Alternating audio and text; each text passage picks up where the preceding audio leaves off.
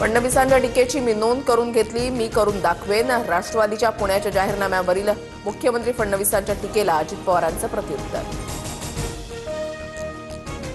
15 लाख रुपये देणार होते, त्याचं काय झालं? पुणेकरांना दिलेला शब्द पूर्णपणे पाळणार, आम्ही आमच्या शब्दाला पक्के. फडणवीसांच्या टीकेनंतर सुप्रिया सुळेंचं उत्तर.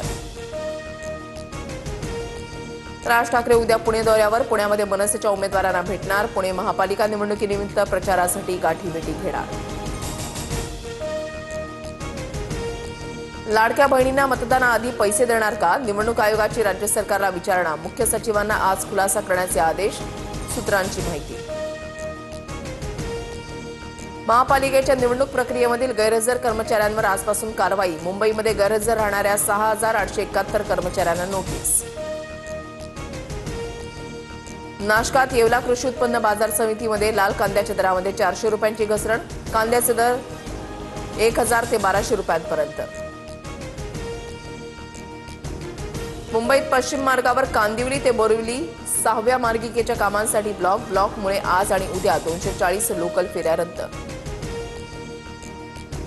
ओडिशातून मध्य प्रदेशमध्ये जाणारा 2,61 लाखांचा गांजा जप्त. नागपुरातील सावनेर भागीमहरी टोल प्लाझावर कारवाई.